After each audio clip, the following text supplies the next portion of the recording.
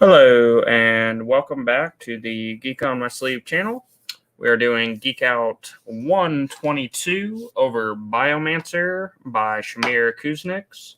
And we are Geek on My Sleeve, where we learn how to human one book at a time. And this is another just like great example of variabilities in walks of life and just people in general.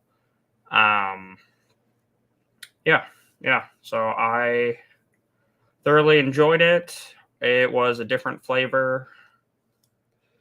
Yeah, Shemer Kuznits, the original Life Reset series, was one of our earlier lit RPG series that we picked up, and one of our first couple series that we did the Geek Outs on. I can't remember what the order was. It was like Ascend Online, Life Reset, maybe some Divine Dungeon in there in the earlier ones. But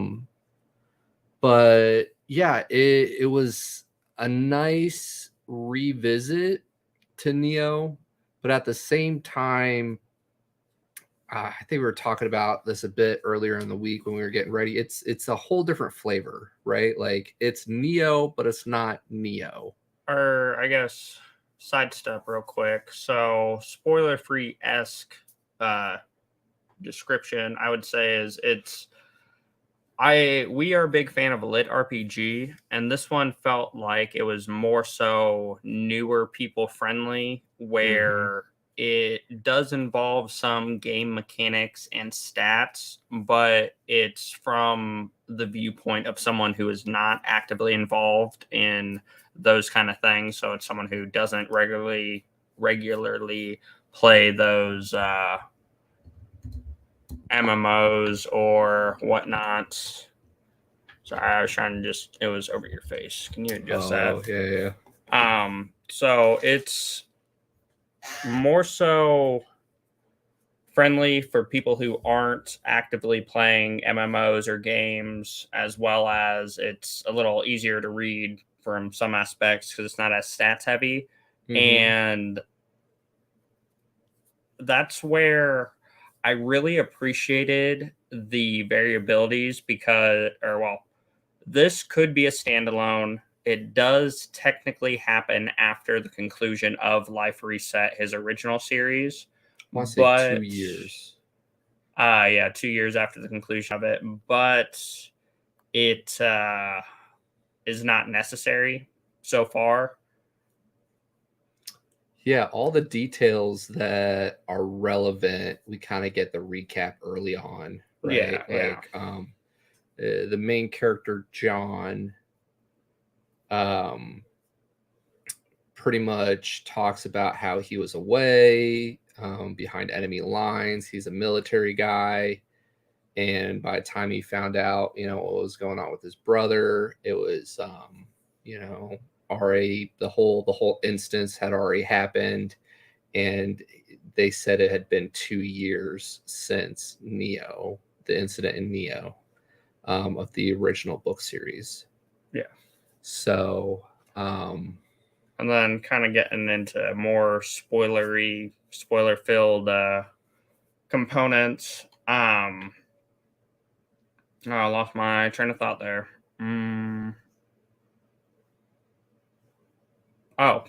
So a common anime in North America here is Sword Art Online. And one thing I really appreciated about it is it drew me in for the game mechanics and the whole isekai or trapped in another world aspect. And then it slowly adapted. And as the seasons progress, it starts implementing like, how can this technology be beneficial medically? In Shemer Kuznits' original series, Life Reset, it touches on it, but it's more of a darker sense of it where we just get to see the ramifications of essentially being forced or having mentality or code imprinted or influencing you to where there was more of a negative, so to speak, aspect of it. And it's encouraging to see where he's going with it for more of a recuperative or to fix the problem. So I have a lot of respect for that.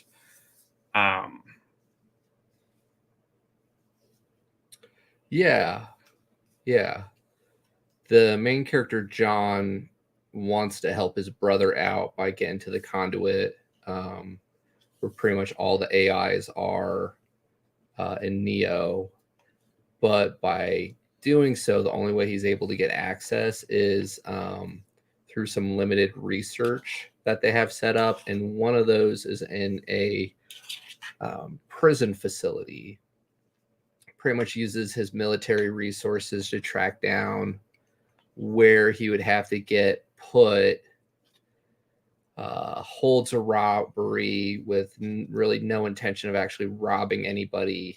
He ends up kind of like stalling for time, making a point not to take anything from anybody, all with the plan of getting access to Neo through that, which I thought was kind of interesting.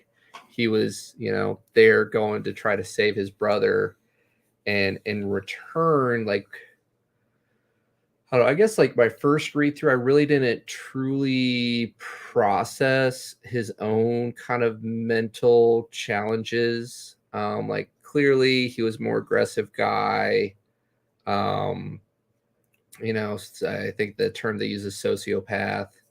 But he was always defending his brother, and they talk about how, thank goodness he got into the military, because the speculation was he would just kind of lose his cool. And we see him lose his cool a bit in Meat Space in the beginning, but then by being involved in Neo, he kind of develops relationships with these cyber AI characters, and developing some empathy for them. And at the very beginning, he's just laser focused on, I need to get out of this instance to get to the conduit, keeping that close to the chest.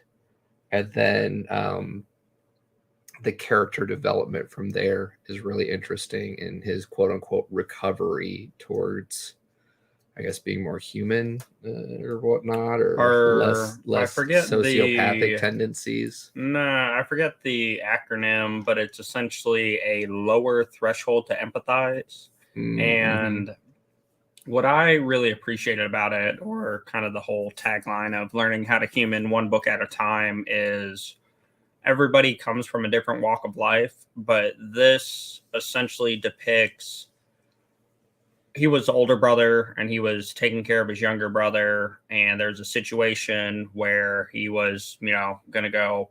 His younger brother had cards stolen, and he was going to go beat up whoever took them and get the cards back. But long story short, it was a more or less traumatic event as a child that then excelled and then continued into adulthood, and we get to see how it kind of influenced him into continuing to do physical stuff that way that wouldn't ever happen again, as well as learning different form of martial arts that focus on what he was lacking, because I think initially he learned karate, which doesn't involve a lot of groundwork or grappling, so to speak. So then he spread out his repertoire. Got into the military stuff, was very good at it. And then, I got through it a couple times, and I can understand how things progressed and why, because it's essentially a lockdown, isolated instance that he's involved in, and that's why the people are acting as they are.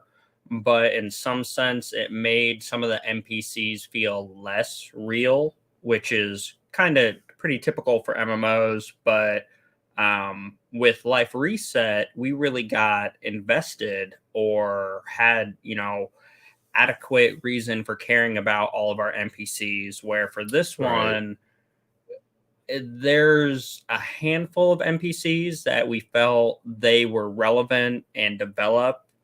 And then there are a handful that were background characters and filler, but they weren't they felt like they were there to serve a purpose, to remind him, to keep him and push him back on track, so to speak. I felt closer to his minions, which are truly just there to keep pushing him along. As opposed to the other NPCs he's supposed to give a flying bleepity bleep after. But yeah. Do you want to go through a brief play-by-play, or you want to just start in with some questions? Because I have a couple questions. I got one more kind of generalization. So, I really enjoy the mechanics of the class system that he picked up, and just the way it's developing, because in Life Reset, it was more like a town builder. But so far in Biomancer, it's almost RT-esque, where it's a bunch of smaller bases and different variables. But yeah, I really enjoyed the Biomancer mechanics and just seeing them fleshed out and the progression and all of that, as well as the potential for other series that Shemer could do after the conclusion of his previous series, Life Reset. And they kind of hint at it here, where we're talking to, I believe it's Marcus, our main VI, and he's essentially like, oh yeah, after eons of, conquering several galaxies, being the rulers of the world has kind of lost its appeal. And then we get the chuckle, or back to, consequences of the original series. That's true, because in their dilated space, and with them being free and Guy manning all the NPCs, they literally probably had millions of years of subjective life in there. Well, and then they can also go at quantum states and with no humans interacting with it to slow them down. He has a lot of potential for different series he could write, as well as this is not the book that I thought was going to be written. I appreciate it, but I wanted to see a continuation. I'll try not to spoil anything of the conclusion of his original series. It feels more like a filler compared to what I wanted. I think it definitely holds merit. It's worth it. I'm gonna continue the series. I can't wait to see how it develops. But he literally opened up the world to where we can watch the VIs from different components. We can watch the the people do their research and advance and do other stuff, which I really enjoyed.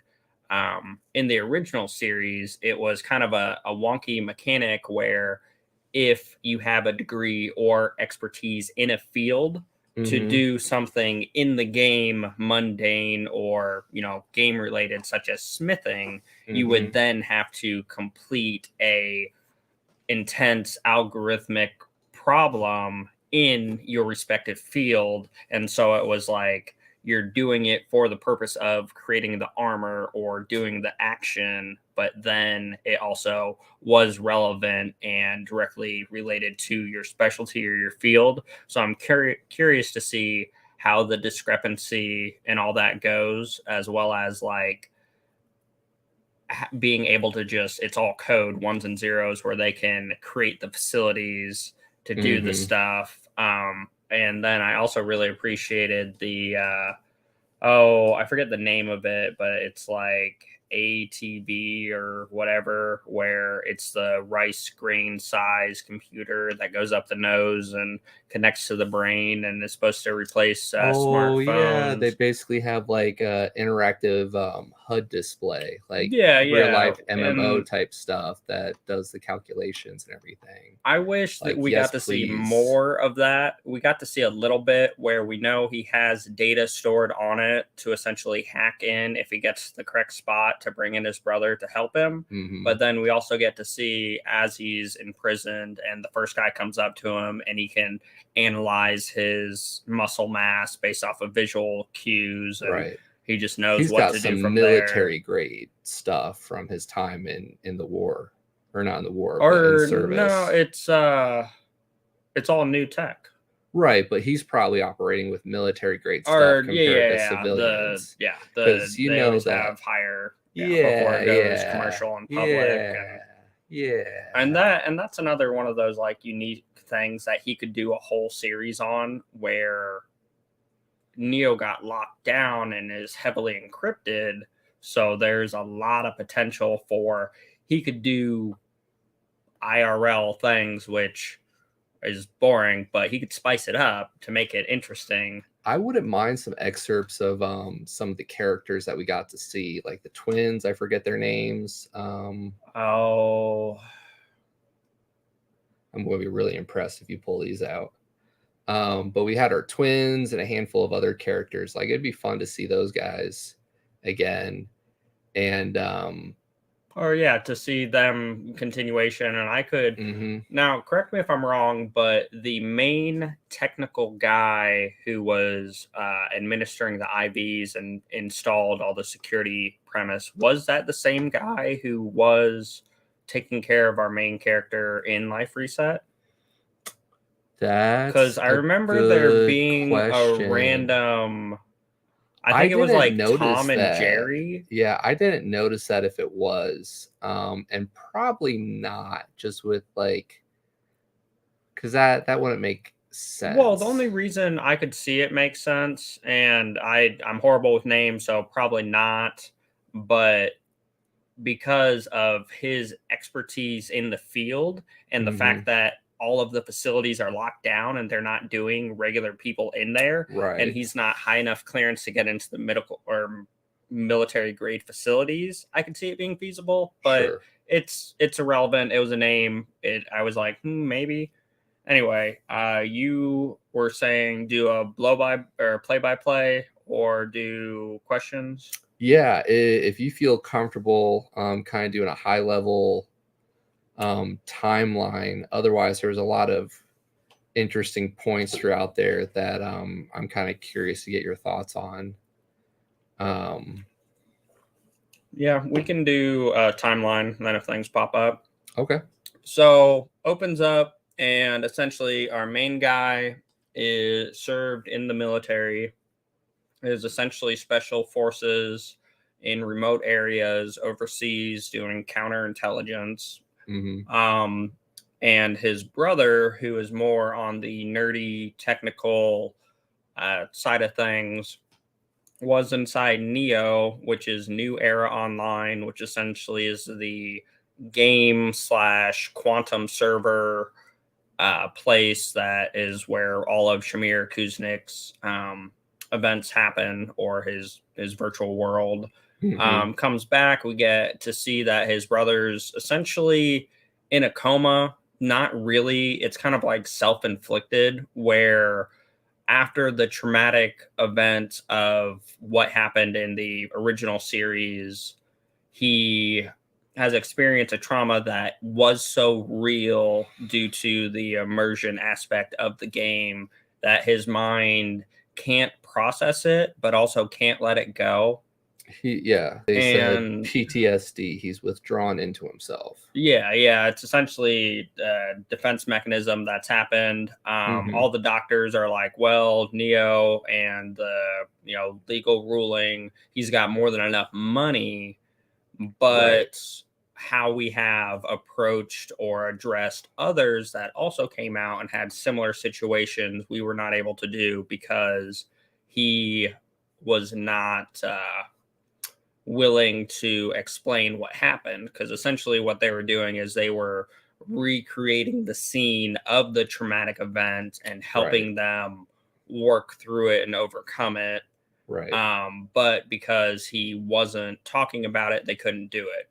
So now we have our main guy with our military background, who talks to one of his coders that from his military days, and gets I can't remember the name, but the rice grain computer chip, so to speak, up his nose, and gets data put into it to where he's essentially going to hack in, but the only way to do it is from the Neo's internet, and it's all been locked down. It's supposed to release or view or something to do with his brother's MAC address or his IP address kind of deal, to where he can then either bring his brother in or to relive and to get access to the information to help him recover.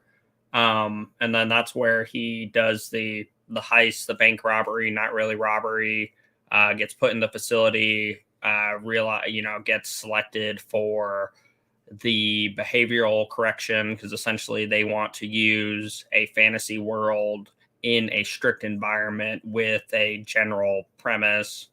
After intimidating and spreading rumors to make sure no one else wants to do it. Yeah.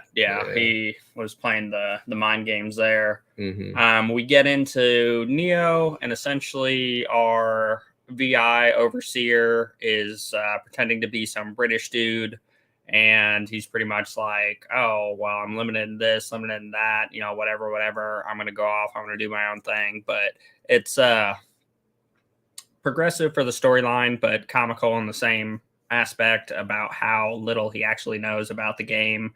And we get to see several instances of him getting his face ripped off by a wolf or a warg at the beginning.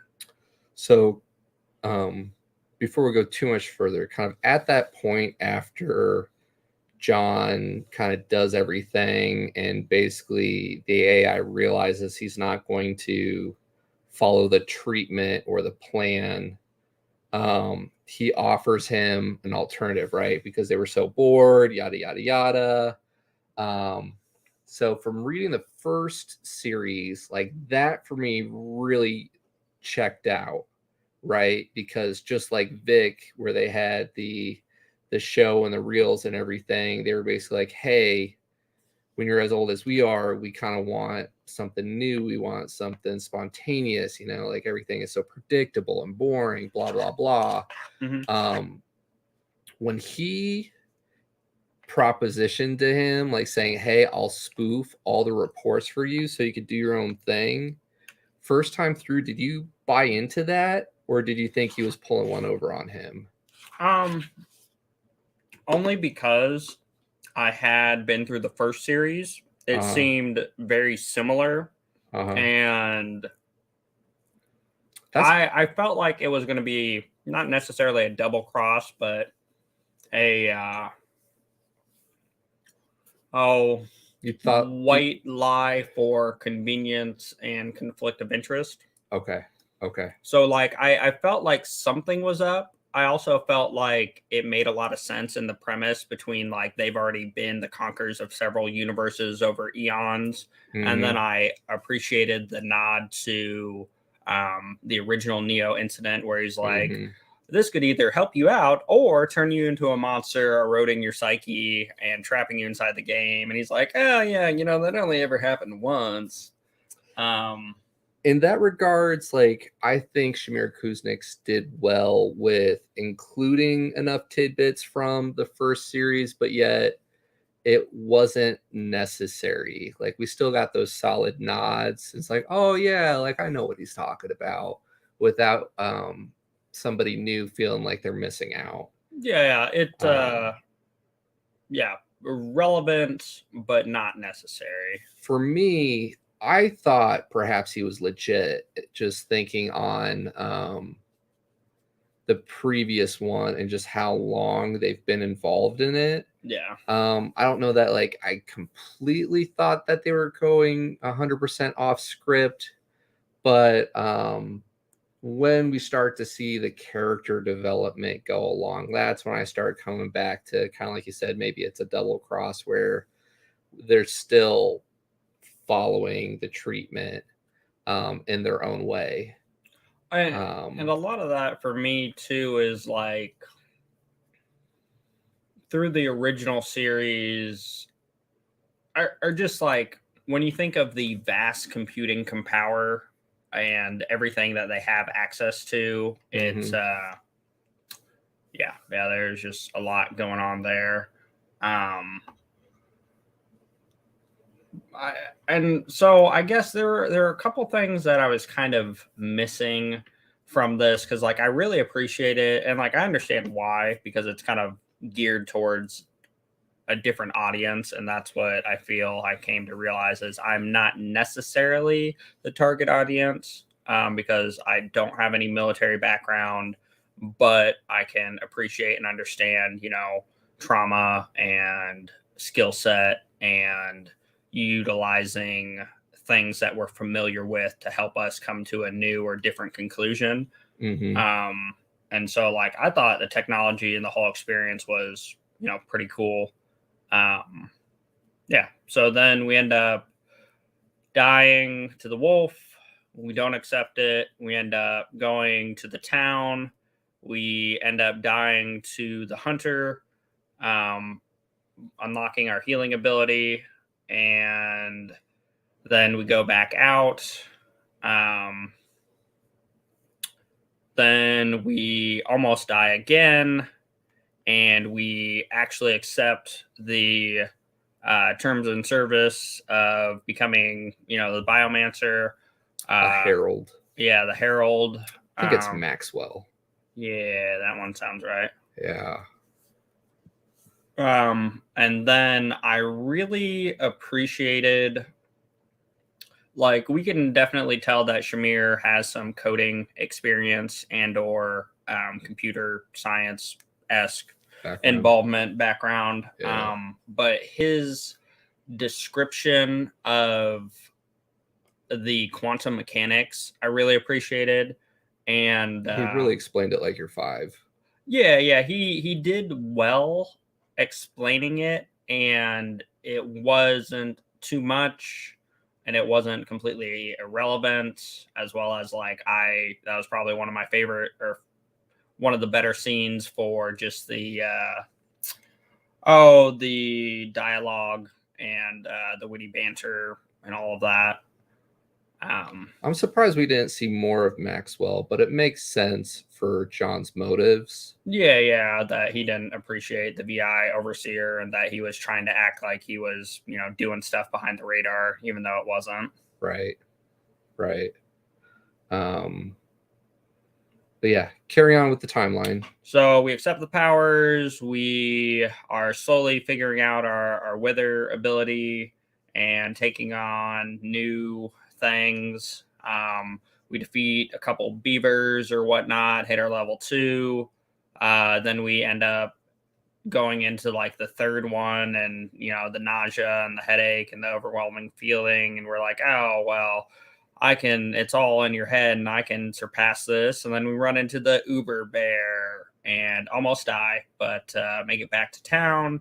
End up getting Kind of getting some fights. I'm trying to remember if we end up going and doing our shopping first, because I think we do. I think we do our shopping and we slowly start befriending Dawn and the not necessarily blacksmith, but blacksmith. Right. Right. And then we go to the inn where we start to get in a fight again, but then we use our wither powers, which kind of, stops him and, puts him off for a little bit. Order a beer, start to drink it, but due to our Biomancer trait, we're not able to enjoy it. That was kind of a tell for maybe they're not completely off the program script, because being incarcerated and using the premise of everything, addictive substances makes sense that they would limit that if you're in prison, right? And that's where you can't have prisoners who are supposed to be getting treatment just going in there and getting blazing drunk or whatever. I felt like the main hunter who keeps picking on him throughout the whole series was a B character, where like his whole purpose, or like he said the same things over and over, and I felt like our main guy was poking the bear, so to speak, and I think there's opportunity for development and continuation, but I also felt like he was just some schmuck that I didn't care about. Yeah. And then, so we don't appreciate the beer. We get introduced to Dawn, who really got fleshed out quite a bit, and I enjoyed her backstory and the development around her. And then I think we actually end up sleeping, or maybe not. I'm trying to remember if we go back out after that for fighting more. We essentially, I think with Dawn, or with Dawn is the innkeeper, or the shop owner, and then what is Rita, something like that. Something Lita sounds right. The quote unquote, she's not really the owner. She's more manager. Like, kind of like supervises people. Yeah, we kind of learned the law of the town, and we realized it a bit with the way when we were exploring, and there's, rings around them, and there's essentially different zones for different levels. But we learn about the druids, and it's kind of comical when he's asking about, the conduit and the seventh star and this, that, and the other, which I think could be, a book in itself for like the seventh star and just, the people's experience and yada, yada. But we learned that the only way we are going to be able to find the druids is by not doing the rules, which is to overhunt or to go too far. And with his combat prowess in the real world, that's kind of his angle or approach he's taking. Right. It was interesting to watch the village people kind of come around. Like early on, they're all like overly paranoid, like, oh, don't do too much, don't do too much. And then later on, it's like, oh, okay, as long as it was over a couple days, as long as, this, that, and the other. And then, heck, by the end, they're, like, psh, forget those guys. Or, I think it's Dawn, the innkeeper, who's essentially like,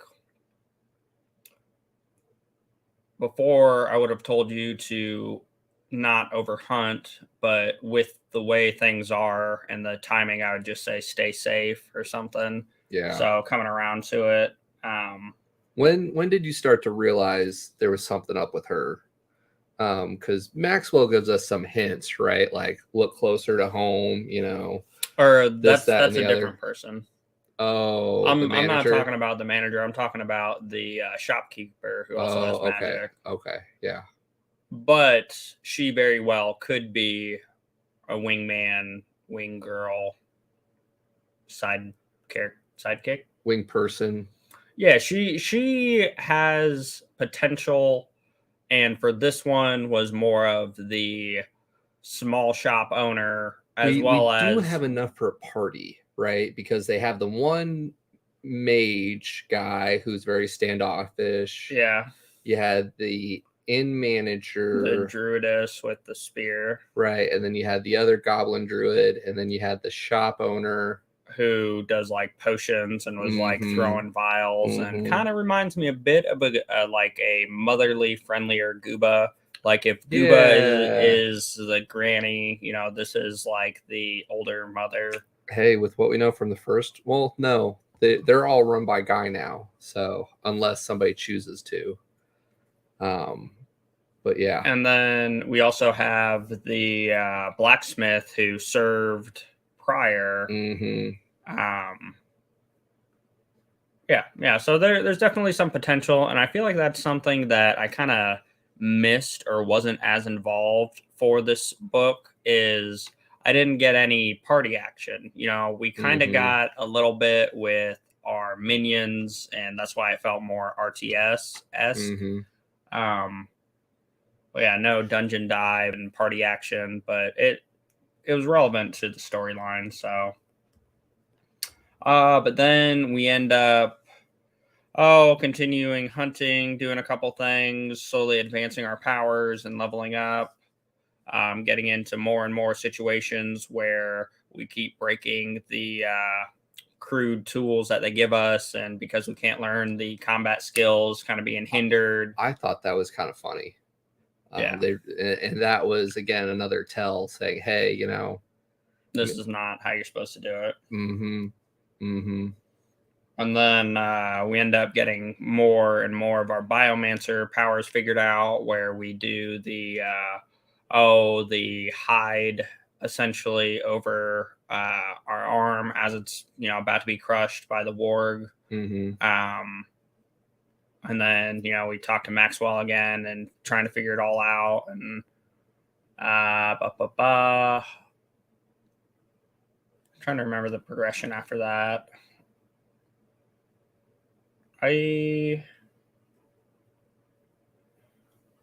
Do more hunting, collecting more stuff, getting our rhythm with picking up the shot of moonshine before we go out, being told not to overhunt.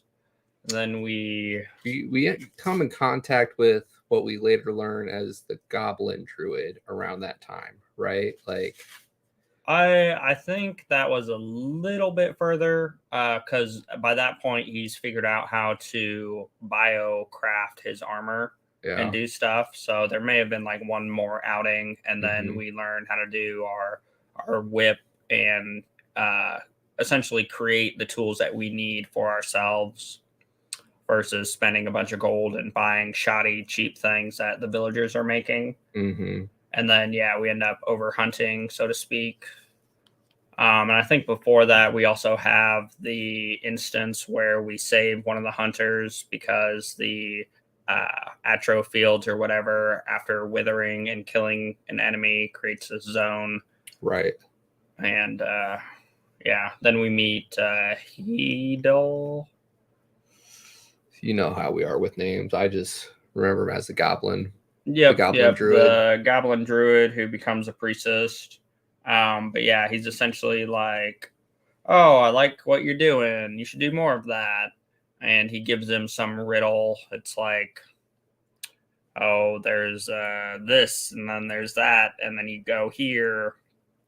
But it's a little bit more poetic. And then that's where we take over the shrine and build our first conclave. And then we go back to essentially accept the quest from the mayor and tell him, progress the quest from the mayor. And then we know about the undead. Right. We go back, defeat some undead, get the boon to be reborn and to get, flesh back. And he's trying to eat and drink again. But then we get, character B coming in, the hunter, who doesn't make it possible or feasible to happen, as well as they kind of tease him with it. I'll run him off again with more withering stuff, which reverts our reborn status. Then That we and go. coercion. His Yeah. I coercion guess ability. we also developed that. Which, yeah, just the class he ends up playing versus his, healer class that he was supposed to play. And then I felt like they kept throwing in bones where it was like he couldn't learn tracking, but then he learns it, but then it like shatters and fades out, and then he gets like essence sight, which is mm-hmm. honestly more practical, but due to the weird limitations of the test or the Which scenario. that was interesting and kind of kept with a lot of the same Neo rules. And in that regards, like those little things were kind of like nice little nods. So like, yeah, okay, like we are in the same space. Because after getting through the first book, I really even questioned if it was part of the larger world, right? Like he keeps trying to fight his way out of each of these rings to get out of the forest. Or I thought we were told that early on by Maxwell, where he's essentially like, this location is underdeveloped. You're going to need to progress your character and progress the zone to be able to do stuff. And Right. then also when he was asking about the capital, they were like, what? Like, didn't even know of it. So I'm pretty sure this is a individual instance. Right. Which kind of leads us to even wonder if like he's able to get to the quote unquote conduit or whatever, if it's even possible. I feel like Maxwell's going to throw him a bone because he tried to say it, and that's when he got the divine censoring system to interrupt him, and then he was like, oh, look closer to home. And he said, like, it's not a static thing. Right. So I feel like they may or may not want to do stuff. It could happen several different ways. It could be Maxwell gets feels for the meat suit and wants to help him and progress his agenda after our main meat suit discloses more information. It could be similar to our original series where there are other VIs, and he does talk about how they have gotten good ratings, and another VI wants to influence or be involved in it. And then, helps out in that regards. Yeah.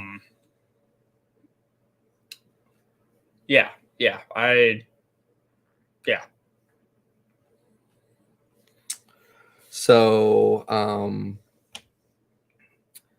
did the cave, did the undeads continue to escalate things with the druids? Yep. Right. Yep. Eventually, Mr. Fire Lord wants to burn us to a crisp. Or does it the first time? Yeah, we ended up having a couple interactions with him before the final escalation, right?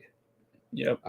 As he's going and doing his RTS strategy, setting up different little bases and shrines or whatnot. I really like how the druids kind of have their own little calling for each of them. I thought it was a unique additive thing, and they talk about like each of the druids have their circle, and then you have the standard 4 elements, which is the pillars or the big G's, so to speak, and then the elders. The little G's, or I guess however you want to say it, and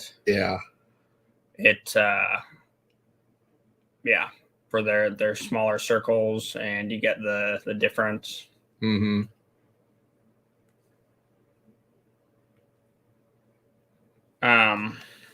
But yeah, and then a lot more of it is just him progressing and figuring out more about his biomancers and fighting stuff and leveling up, and then being able to craft his bone helm and being able to have Sal, the soul serpent, who ends up devouring souls. And then building different stuff, and Yeah, we get more feels for the Townspeople. townspeople, Mhm. and we get a little overconfident with an item that we found in the cave for the control collar, and Mhm. bringing back a Utah snapper or whatever into town. Right. And then we successfully fail by, we end up putting the collar on it, utilizing it to collect more biomass and do all that. But it's only because we failed in doing it initially, and it Mhm. attacks the townspeople.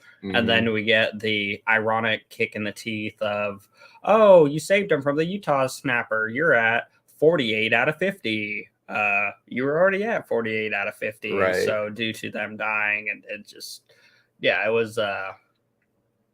But looking back on it, a lot more of it makes sense when you think of the AI and the experiment kind of Yeah, manipulating its things. purpose or its direction and tone. Right, Yeah. right, to get him to keep working at that stuff. Just like first time through, I don't know if I really caught it, but then going back, like the comments that the doctor makes when he gets pulled out for the first time, like you made the right choice. Um, Looking at it from a scientific perspective, like that's a clear test, right? Like, hey, things have escalated to the point where the whole part of your main quest to win over all these people are now being threatened. Are you going to just be indifferent and walk away? Okay, I'm done. Or are you going to um, push to go back in? And then how are you going to handle that? Are you going to be calm and collected and coherent, while dealing with the stress and the pressure? Or are you going to be belligerent and destructive, and from like scientific perspective, like they're trying to rehabilitate them and get them back in society. And this is just a prime example of how many times throughout somebody's life, or just let alone day, are there moments of conflict and stress, and how do they handle that? So like looking back at it, the timing of it all, it was a clear test and he made the right choice. And then as things progress and we see, our epic fight and the village realizing that he was a big part of the problem, and not to rush the timeline along, but like we get congratulations, you passed, you're doing great. And we had the hints from the doctors and the researchers, like, oh yeah, he's doing extremely well. And then he starts to piece things together and he's like, I can't be cured because I'm here for my brother. Yeah. So Yeah. And that's where, like, I understand I'm not necessarily the target audience, but I can respect and appreciate the way it was done. mm-hmm. And we get to see several, like, internal thought processes of our main guy where he's like, oh, when he first meets the doctor, I was taught to respect women over everything. But at the same time, he's kind of like, well, dang, she's my type. And then we get to see him wanting to slaughter all the villagers because it will get him to his end goal and progress his mission by leveling him up and doing other things. And then he starts to develop more of the feels, and he's like, this is how these things work, because he's been overseas in combatant civil or similar situations where in those he didn't know the farmers that the people are using as meat shields. Right. But now he's invested in it. And you get to, through the internal dialogues and the actions being taken, you do get to see progressive and slight adaptations of how he views and addresses them. Right. It was a great job by Shemer Kuznits on the character development for John, because it really played into his psychosis or whatnot, where it's not a matter of what's right and wrong. It's a matter of, what did my drill sergeant beat into me? What, what is my training telling me to do versus, that inner voice of what's right Oh versus yeah, he wrong. went between drill sergeant and his brother for like he needs to do it for his brother, so it is to complete the mission, but at the same time he's kind of growing to like these people and Right.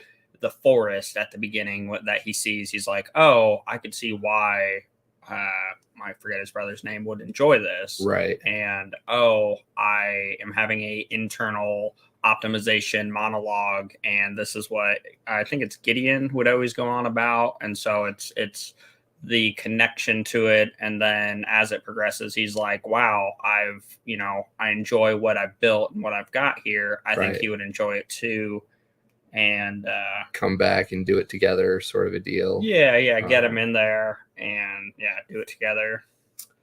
So as always, it's really hard to get all the love on a book in our normal times, which is why we typically run over, but we do have another event right after this. So any big things you feel we've missed with Biomancer, or final thoughts before we plug the next stream?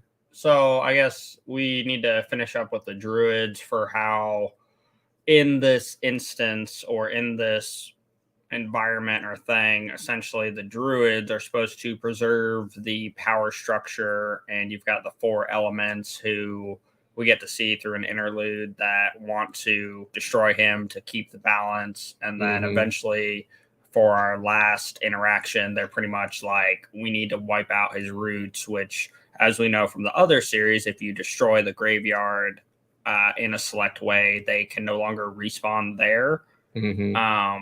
And there are currently 3 potential outs, so to speak, for him. I don't see it happening. I see him continuing to progress on the current storyline, developing his biomancers, creating more, conclaves or whatever out and about, combating the druids, and kind of keeping on with this storyline. I could also see kind of a coup de grace, or this isn't even my final form from the druids, and them wipe out the town and him respawn elsewhere and then run into separate interesting conflicts and things. I could see the caravan finally coming through and him leaving. But at the same time not, because he'll probably just do stuff and not leave because he wants to continue to develop, and a lot of his power set comes from his conclave. So without being in, by the conclaves, as well as the druids supposedly have access to the conduit, which is his end goal. So I see him not taking it, but it being a developmental opportunity. I'm excited to continue the series. I believe number 2 is on pre-order. Yeah, it's still at least a month out, if not 2 months out, for the audiobook. This is not one that we've been fortunate enough to have released close to the physical copy release. So we'll be waiting for a bit. But yes, after a couple week hiatus, we are back on schedule, sticking to 8 p.m. Eastern Standard Time on Sundays. And next week, going back to a series that has quickly become at least one of my personal favorites in the lit RPG space. He Who Fights with Monsters by Shirtaloon, number 5. If you haven't checked this out yet, highly recommend it. I'll let Pete do the spoiler-free plug. Alrighty, so amazing series, lit RPG for kind of a Sekai-esque, essentially. How to say this?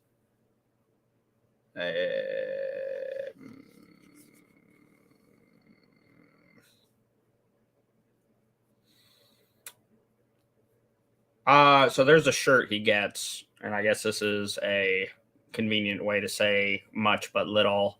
I went to another universe, and all I got was vast cosmic powers. It is I enjoy the magic system and the mechanics. I enjoy the characters that we get involved with and the character development overall. I enjoy the astral, bigger than life, multi spanning world potential. I The progression is great. It has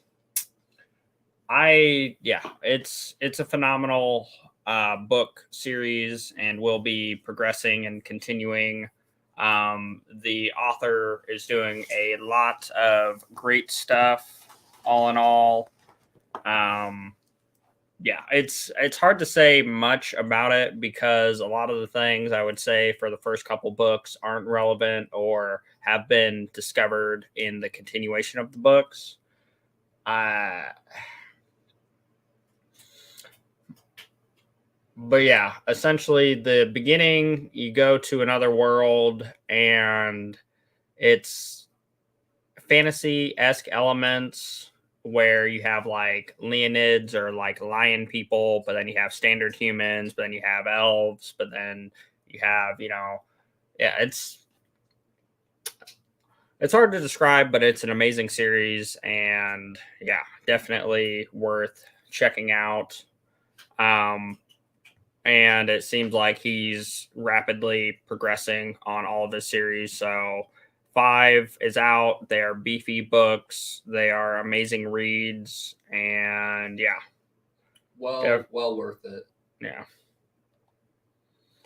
And then the weekend after that, so 2 weeks away, is Paragon of Blood by Luke Chimilenko and Alex Knight. We really enjoyed Luke Chimilenko from his Ascend Online series.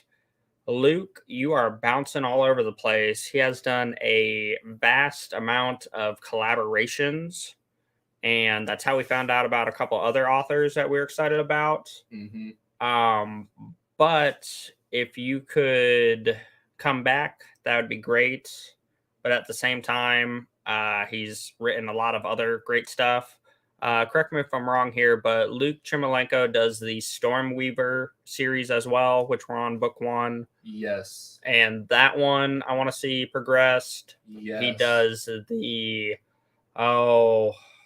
Shattered Region one, which is more epic fantasy than lit RPG, which I want to see progressed. And then we're on Pagan of Blood, which... And he's got another series out that we haven't picked up yet. And then he's got another one that we haven't picked up. He does a lot.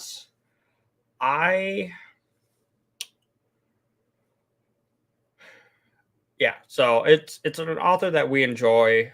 For him, it's more a lot of new series popping up, not so much like continuation of series at the moment, which is, life and fine and the thing. And also he is releasing things, at least a book a quarter. So it's not like he's not doing content. He's just all over the place. But for this series, it's essentially futuristic, apocalyptic, kind of, because there is the world, and then I forget the terminology at the moment, but there's essentially gates of other planar existences that have monsters that, if left for too long, will start to influence the real world. And with that happening, there was a system that came over and everybody was subject to it, where now it's essentially they got a game-esque system. And it kind of reminds me of, what's the actual name for Sam? Or something Awaken Magic? Scientific? I don't know. Anyway, there's another series called Sam where you can progress so far inside of a bracket or a class, and then you have to go back through Ascension instance, and that's the only way you upgrade your class. But when you upgrade your class, your level gets reset. So your threshold or higher potential is higher, but you've got to reset to go back through it. Yeah, through extenuating circumstances, we intentionally take a scrub from who is adopted in the middle of nowhere and goes against other people's wishes, takes it upon himself to succeed, ends up getting caught in a bad situation, and now has the power to save the world because the world as we know it is about to crumble. um, I truly enjoy a lot of the mechanics. The fighting was pretty good. um, yeah, it book one wasn't enough, and it was short in relevance to other books that we listened to. Mm-hmm. Would recommend. Thoroughly enjoy Luke Chimilenko. I believe this is our first instance of Alex Knight, but it was very well done, well written. Yeah, so 2 weeks out. Pagan of Blood, first book in the series, a convenient one for anybody to pick up and join us and get experience to Luke Chimilenko. Definitely one of our favorite authors, that's for sure. Yeah, he's up there. But yeah, that is going to conclude the stream for tonight. Thank you again for everybody who joined us live, and anybody catching it on the replay. Feel free to comment and such. Easiest way to figure out what's coming up next is on our YouTube. We try to schedule at least a month out, or on the Discord, where we're always accepting recommendations and just generally nerding out over books and such. But thank you again, and hope to geek out with you here soon. Bye. Bye.